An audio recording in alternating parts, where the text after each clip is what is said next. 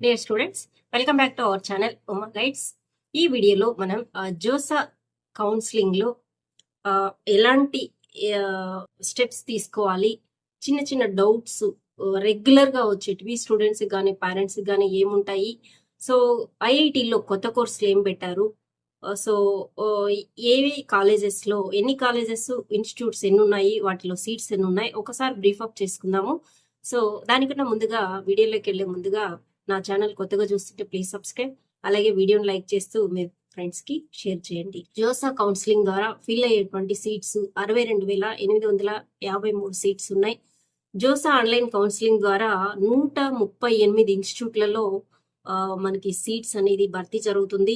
23 ఐఐటీల్లో 18,160 సీట్లు, 31 ఎన్ఐటీల్లో 24,525 సీట్లు, అలాగే 26 ట్రిపుల్ ఐటీస్లో 9,940 సీట్స్, 56 జిఎఫ్టిఐలలో 10,228 సీట్స్, ఐఐఎస్సి బెంగళూరు, ఐఐఈఎస్టి షిప్పూర్లోను జోసా ద్వారానే కౌన్సిలింగ్ జరుగుతుంది. ఐఐఎస్సి బెంగళూరులో అడ్వాన్స్డ్కి మాత్రమే అవకాశం ఉంటుంది. అడ్వాన్స్డ్లో ఉత్తీర్ణులైన వాళ్ళు మాత్రమే దీనికి ఎలిజిబుల్ అనమాట. ఓకే, సో ఇక మనం ముందు వీడియోస్లో చూసాము కాలేజీ బ్రాంచ్ ఎంపిక ఎలా చేసుకోవాలి. సో ఐఐటిలో ర్యాంక్ వచ్చినటువంటి వాళ్ళు అన్ని ఇన్స్టిట్యూట్లకు అప్లై చేసుకోవడానికి అవకాశం ఉంటుంది. ఐఐటి ఓన్లీ జేఈలో క్వాలిఫై అయిన వాళ్ళు ఎన్ఐటీలకు మాత్రమే అవకాశం ఉంటుందన్నమాట. ఓకే, ఎన్ఐటీలు జిఎఫ్టీలు వీటికి మాత్రమే ట్రిపుల్ ఐటీలో అవకాశం ఉంటుంది. అడ్వాన్స్డ్లో ర్యాంక్ సాధించిన వాళ్ళకి అన్నిట్లో ఫస్ట్ ప్రిఫరెన్స్ వాళ్ళకే ఉంటుందన్నమాట. సో ఇది మనకు తెలిసిన విషయమే. ఆన్లైన్లో కౌన్సిలింగ్ జరుగుతుంది. చాయిస్ ఫిల్లింగ్ అన్ని మీకు వీలైనన్ని ఆప్షన్లు పెట్టుకోవాలి. 5 రౌండ్లలో ఉంటుంది. ఓకే, మనం ఆప్షన్స్ తర్వాత మార్క్ అలాట్మెంట్ ఉంటుంది. మార్క్ అలాట్మెంట్ 1 అయిపోయింది, 2 అయిన తర్వాత మనకు రిజల్ట్స్ అనేది రావడం జరుగుతుంది. ఓకే, దీంట్లో మనం జాగ్రత్తగా చాయిస్ ని పొరపాట్లు లేకుండా ఫిల్ చేసుకోవాల్సి ఉంటుంది. రిపోర్టింగ్ అనేది కంపల్సరీ. ఓకే, సో మనం అనుకున్న దాంట్లో సీట్ రాలేదు, నెక్స్ట్ రౌండ్ లో పార్టిసిపేట్ చేయొచ్చు, నెక్స్ట్ చూసుకోవచ్చు అనుకుంటే మనకు రిపోర్ట్ చేయకపోతే మనం కౌన్సిలింగ్ నుంచి డిబార్ అనేది అయిపోతాం. సో జోసా కౌన్సిలింగ్ సమయంలో విద్యార్థులు ఎలాంటి ఈ పొరపాట్లు చేయకుండా చాయిస్ ఫిల్లింగ్ సమయంలోనే ప్రాధాన్యం ఎలా అంటే మీరు చాయిస్ పైన చాలా స్పష్టంగా ఒక నిర్ణయం తీసుకొని రాసి పెట్టుకోవాలి. సో ముందుగానే మనం ఆలోచించి పెట్టుకున్నటువంటి బ్రాంచ్ ఇన్స్టిట్యూట్ ఎంపిక చేసుకోవాలి. తర్వాత ఒక రౌండ్ లో సీట్ లభించి మీరు అనుకున్నటువంటి బ్రాంచ్ రాకపోతే లేదా ఇన్స్టిట్యూట్ లో సీటు వస్తేనే, మీరు అనుకున్న దాంట్లో సీట్ వస్తేనే ఫ్రీజ్ ఆప్షన్ సెలెక్ట్ చేసుకోవాలి, లేదంటే ఫ్లోట్ ఆప్షన్ ని ఎంచుకోండి. ఓకే, తదుపరి రౌండ్ కి చాయిస్ ఫిల్లింగ్ కి అవకాశాన్ని మనం యాక్టివ్గా ఉంచుకున్నట్టు లెక్క. ప్రతి రౌండ్ లోనూ వాళ్ళు డిసైడ్ చేసినటువంటి ఫీజుని కట్టి మళ్ళీ మనం రౌండ్ కి అర్హత సంపాదించాలి. ఇలా 5 రౌండ్లు మనం పార్టిసిపేట్ చేయొచ్చు. అన్ని దశలు పూర్తయ్యాక నిర్దేశిత తేదీల్లో ఆన్లైన్లో సెల్ఫ్ రిపోర్టింగ్, అదే విధంగా సంబంధిత క్యాంపస్ కి వితిన్ టైంలో హాజరు కావాలి. కౌన్సిలింగ్ సమయంలో అప్లోడ్ చేయాల్సిన డాక్యుమెంట్స్ అన్ని ముందుగానే సిద్ధం చేసుకొని, ముఖ్యంగా ఈడబ్ల్యూఎస్ రిజర్వ్డ్ కేటగిరీ అభ్యర్థులకు సంబంధించిన అధికారిక ధృవీకరణ పత్రాలను మీరు కరెక్ట్ గా ఇవ్వాలి. ఓకే, ఇక మనకి ఐఐటిలో కొత్త కోర్సులు ఈ సంవత్సరం పెట్టినటువంటివి ఐఐటి మద్రాస్లో BTech in computational engineering and mechanics కొత్త బ్రాంచ్ అనేది ఇవ్వడం జరిగింది. తర్వాత BTech in instrumentation and biomedical engineering, ఈ 2 కొత్త కోర్సులు ఉన్నాయి, చూసి పెట్టుకోండి మీకు నచ్చితే. ఐఐటి ఢిల్లీలో బీటెక్ ఇన్ డిజైన్ ఉంది, తర్వాత బిఎస్ ఇన్ కెమిస్ట్రీ ఉంది. ఓకే, సో ఐఐటి కాన్పూర్లో బీటెక్ ఇన్ డిజైన్ ఉంది. ఐఐటి హైదరాబాద్లో బీటెక్ ఇన్ ఇండస్ట్రియల్ కెమిస్ట్రీ ఉందన్నమాట. ఐఐటి రూర్కీలో బీటెక్ ఇన్ డిజైన్ కొత్తగా వచ్చినటువంటి బ్రాంచెస్. ఓకే, సో దీని గురించి ఒకసారి చూసుకొని మీరు అవి కూడా ఆప్షన్ పెట్టుకోవచ్చు, ఎక్కడ పెట్టుకోవాలి అనేది ఆలోచించి పెట్టుకోవాలి. ఇక జోసా కౌన్సిలింగ్ లో కామన్ గా వచ్చేటువంటి సందేహాలు ఏంటి అంటే ఒకసారి చూద్దాం. మనము జోసా ద్వారా ఏ విద్యా సంస్థల్లో ప్రవేశాలు కల్పిస్తారు అంటే జోసా కౌన్సిలింగ్ ద్వారా ఐఐటీలు, ఐఐఎస్సి బెంగళూరు, ఎన్ఐటీలు, ట్రిపుల్ ఐటీలు, ఐఐఈఎస్టి షిప్పూరు, అలాగే కేంద్ర లేదా రాష్ట్ర ప్రభుత్వ నిధులతో నడిచేటువంటి పలు సాంకేతిక విద్యా సంస్థలు జిఎఫ్టిఎల్లో కూడా మనకి చేరే అవకాశం ఉంటుందన్నమాట. సో జోసాలో రిజిస్ట్రేషన్ తప్పనిసరిగా చేయాలంటే ఎస్ తప్పనిసరిగా చేయాలి. జేఈ మెయిన్స్ లేదా అడ్వాన్స్డ్ లో మంచి ర్యాంకులు వచ్చిన జోసా పోర్టల్లో నమోదు చేసుకుని చాయిస్ ఫిల్లింగ్ పూర్తి చేయకపోతే సీట్ కేటాయింపు జరగదు కాబట్టి రిజిస్ట్రేషన్ కంపల్సరీ. సీట్ కేటాయింపు ఎట్లా జరుగుతుంది అంటే అభ్యర్థి ర్యాంకు, కేటగిరీ, అర్హత, తర్వాత రిజర్వేషన్ నిబంధనలు, సీట్ల లభ్యత, చాయిస్ ఫిల్లింగ్ ఇచ్చిన ప్రాధాన్యత ఆధారంగానే కంప్లీట్ గా ఆన్లైన్ ప్రాసెస్ లోనే ఇది జరుగుతుంది. ఓకే, తర్వాత మార్క్ సీట్ అలాట్మెంట్ అంటే ఏంటి? ఆల్రెడీ 1 వచ్చేసింది కదా మనకి. ప్రస్తుతం చాయిస్లు మీరు ఇచ్చినటువంటి చాయిస్లు మీ ర్యాంకు ఆధారంగా ఏ సీటు వచ్చే అవకాశం ఉందో తెలుసుకునేందుకు మార్క్ అలాట్మెంట్ ఉపయోగపడుతుంది. ఓకే, ఇది తుది కేటాయింపు మాత్రం కాదు, ఇదే ఫైనల్ మాత్రం కాదనమాట. దీనిని చూసుకునే అభ్యర్థులకు తమ ప్రాధాన్యతల జాబితాను సవరించుకోవచ్చు. ఇంతకుముందు మనం చెప్పినట్టు మీకు ఒక 100 చాయిసెస్ పెట్టుకుంటే 25th దాంట్లో వచ్చిందనుకోండి, దాని కింద మీకు నచ్చింది ఇంకా మంచిది ఉంది ఎక్కడ వస్తుందిలే అనుకొని పెట్టినారనుకోండి, సో ఇప్పుడు దాన్ని ఆ చాయిస్ లో పైకి మీరు షిఫ్ట్ చేసుకునే అవకాశం ఉంటుంది. సో మీకు ఫైనల్ గా సీట్ అలాట్ అయినప్పుడు కింద ఉన్నటువన్నీ వెళ్ళిపోతాయి అన్నమాట. మీకు పైన ఉన్నట్టు మాత్రమే ఫ్లోట్ పెట్టుకుంటే పైన ఉన్నట్టు మాత్రమే వస్తాయి. సో దట్ మార్క్ అలాట్మెంట్ లో చూసుకొని ఒకవేళ చాయిస్ ని కిందకి మీదకి జరుపుకోవచ్చు. ఓకే, చాయిస్లు లాక్ చేసిన తర్వాత మార్చుకోవచ్చా? ఓకే, గడువు ముగియక ముందు ఓపీటీ ధృవీకరణతో అన్లాక్ చేసి ఓకే మార్పులు చేసి మళ్ళీ లాక్ చేసుకోవచ్చు.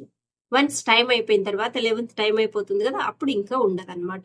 మీరు లాక్ చేయకపోయినా ఆటోమేటిక్ గా లాక్ అయిపోతుంది, మీరు సేవ్ చేసుకోవాలి అంతే. ఓకే, చాయిస్ లాక్ చేయడం మర్చిపోతే ఎలా? సో చాయిస్ సేవ్ చేసి లాక్ చేయకపోయినా గడువు ముగిసిన తర్వాత అవి జోసా ఆటోమేటిక్ గా ఆన్లైన్ లోనే లాక్ అనేది అయిపోతుంది. ఓకేనా? సో డేట్ అయిపోయిన తర్వాత చాయిస్లు మార్చుకోవచ్చా అంటే మార్చుకోవడానికి వీలు ఉండదు. ఓకే, సీటు వచ్చిన తర్వాత ఏం చేయాలి? ఓకే, ఒకసారి మనకు సీట్ అలాట్ అయిందనుకోండి, ఆన్లైన్ రిపోర్టింగ్ పూర్తి చేయాలి. ఓకేనా? సో టైం లోపల ఆన్లైన్ రిపోర్టింగ్ ఖచ్చితంగా కంప్లీట్ చేయాలి. ఇందులో ఫ్రీజు, ఫ్లోటు, తర్వాత స్లైడ్ ఎంపిక చేసుకోవాలి. పత్రాలు అప్లోడ్ చేయడము, డాక్యుమెంట్స్. ఎస్ఏఎఫ్ ఫీజ్ అంటే ఏంటి అంటే సీట్ యాక్సెప్టెన్స్ ఫీజ్ అన్నమాట. ఓకే, సీట్ వచ్చిన తర్వాత దానిని మనం కంటిన్యూ చేయాలనే ఉద్దేశంతో ఫీజును కట్టాలి. చెల్లించకపోతే మీకు సీటు రద్దు అవుతుంది, ఫీజు కట్టకపోతే సీట్ రద్దు అవుతుంది అనమాట. సీట్ ని మనం కాపాడుకోవడం కోసం వాళ్ళు చెప్పినటువంటి గడువు లోపల ఫీజు చెల్లించాలి. ఓకే, ఫ్రీజు, ఫ్లోటు, స్లైడ్ అంటే ఏమిటి? ఇంతకుముందు వీడియోలో కూడా మనం చెప్పాము. ఫ్రీజ్ అంటే వచ్చిన సీట్ను ఖరారు చేసుకొని తదుపరి రౌండ్లలో పాల్గొనకపోవడం. అంటే మీకు ఇప్పుడు ఐఐటి మద్రాస్లో మీకు ఈసీ ట్రిపుల్ ఈలో సీట్ వచ్చింది. ఓకే, మీరు సాటిస్ఫై అయ్యారు. మనకి పైన మీరు ఈసీఈ కంప్యూటర్ సైన్స్ పెట్టారు. మద్రాస్లో నాకు ట్రిపుల్ ఈ వచ్చింది చాలు, ఈ కాలేజీ ఈ బ్రాంచ్ చాలు అనుకుంటే ఫ్రీజ్ చేసేసుకోవచ్చు. మీరు తదుపరి రౌండ్లకి మీకు ఇంకా అవకాశం ఉండదు. సో ఫ్లోట్ అంటే ఏంటంటే ప్రస్తుతం సీటును తీసుకుంటున్నాను, ఇతర సంస్థల్లో ఉన్నత ప్రాధాన్యత సీటు కోసం అవకాశం ఉంచుకోవడం. ఓకే, సో మీరు ఇచ్చినటువంటి సీట్ ఇప్పుడు యాక్సెప్ట్ చేస్తున్నాను, ఇంకేదైనా నేను పైన పెట్టినటువంటి బెటర్ ఇన్స్టిట్యూట్ లో బెటర్ ఆప్షన్ వస్తే నాకు కేటాయించండి అని మనం రిక్వెస్ట్ పెట్టడం అనమాట. ఓకేనా? సో ఎక్కువ మంది ఈ ఫ్లోట్ ఆప్షన్ ని సెలెక్ట్ చేసుకుంటారు. ఓకే, తర్వాత స్లైడ్, అదే సంస్థలో మెరుగైన కోర్సు కోసం ప్రయత్నించడం. ఓకే, మీకు ఇప్పుడు అనుకున్నట్టు ఐఐటి మద్రాస్లో ట్రిపుల్ ఈలో సీట్ వచ్చింది. ఈ స్లైడ్ తీసుకుంటే పైన మీరు ఈసీఈ కంప్యూటర్ సైన్స్ పెట్టారనుకోండి, నాకు మద్రాసులోనే కావాలి, ఇన్ కేస్ ఈసీఈలో కానీ కంప్యూటర్ సైన్స్లో కానీ ఖాళీ ఉంటే నాకు ఇవ్వండి అని స్లైడ్ పెట్టుకుంటే వస్తుందన్నమాట. అదే ఇన్స్టిట్యూట్లో వేరే బ్రాంచ్ కోసం, మీరు పైన పెట్టుకున్నటువంటి బ్రాంచ్ కోసం అనమాట. సో తర్వాతి రౌండ్లో మెరుగైన సీటు వస్తే, ఫ్లోట్ లేదా స్లైడ్ ఎంచుకున్న అభ్యర్థికి మెరుగైన సీటు వస్తే పాత సీటు ఆటోమేటిక్గా రద్దయి కొత్త సీటును కేటాయిస్తారు. సో లేదు మళ్ళీ నాకు అదే కావాలి అనే దానికి లేదు, ఆటోమేటిక్గా మీకు పాత సీటు క్యాన్సిల్ అయిపోయి కొత్త సీటు వస్తుంది. ఓకే, అప్గ్రేడ్ అయిన తర్వాత పాత సీటుకు తిరిగి వెళ్ళవచ్చా అంటే ఛాన్సే లేదు. సో ఆన్లైన్ రిపోర్టింగ్ పూర్తి చేయకపోతే సీట్ రద్దయిపోతుంది. ఓకేనా. కౌన్సిలింగ్ అవసరమైన పత్రాలు ఏంటి అంటే 10th class 12th class certificates, category certificates reservation candidates కి, పీడబ్ల్యూడి పత్రాలు, రాష్ట్ర అర్హత ధృవీకరణ పత్రాలు, మెడికల్ సర్టిఫికెట్స్, జాతీయతకు సంబంధించిన పత్రాలు సిద్ధంగా ఉంచుకోవాలి. ఓకేనా. స్టేట్ కోడ్ ఆఫ్ ఎలిజిబిలిటీ అంటే ఏమిటి? సో సాధారణంగా అభ్యర్థి మొదటిసారి 12వ తరగతి అంటే 12th క్లాస్ పాస్ అయితే అక్కడ చదివినటువంటి రాష్ట్రాన్ని స్టేట్ కోడ్ ఆఫ్ ఎలిజిబిలిటీగా పరిగణిస్తారు. ఇది home state. Okay, home state అన్న స్టేట్ కోడ్ ఆఫ్ ఎలిజిబిలిటీ అన్న ఒకటే. అదర్ స్టేట్ కోటాల కోసం ముఖ్యమైనది ఇది. ఓకేనా.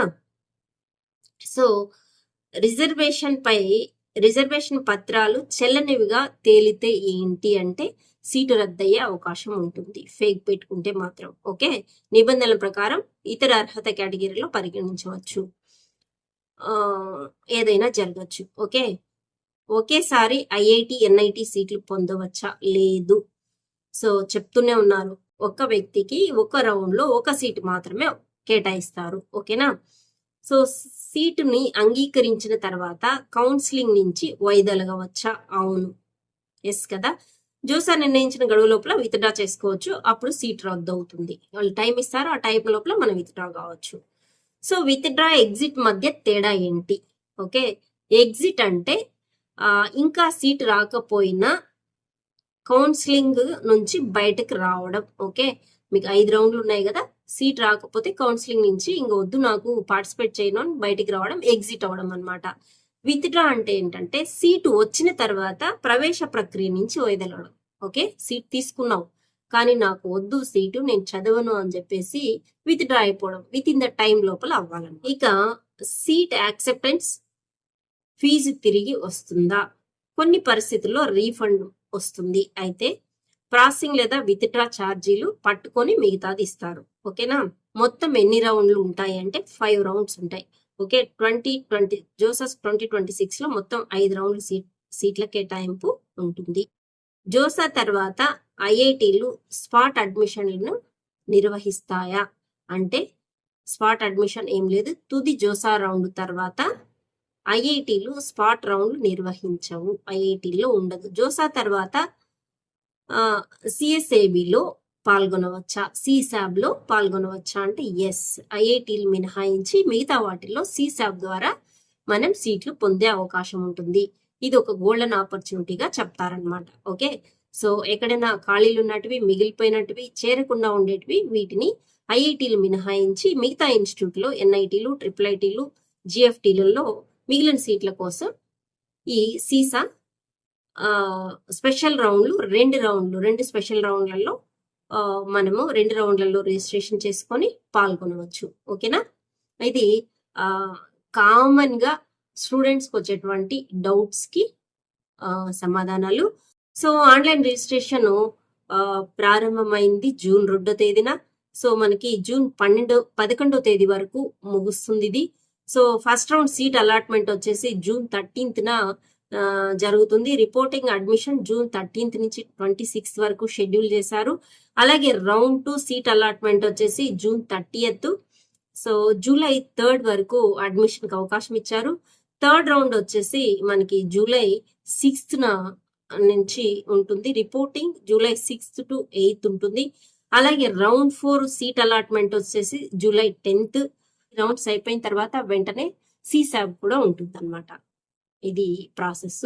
సో వీడియో నచ్చినట్లయితే లైక్ చేయండి. మీ ఫ్రెండ్స్‌కి ఎవరికైనా షేర్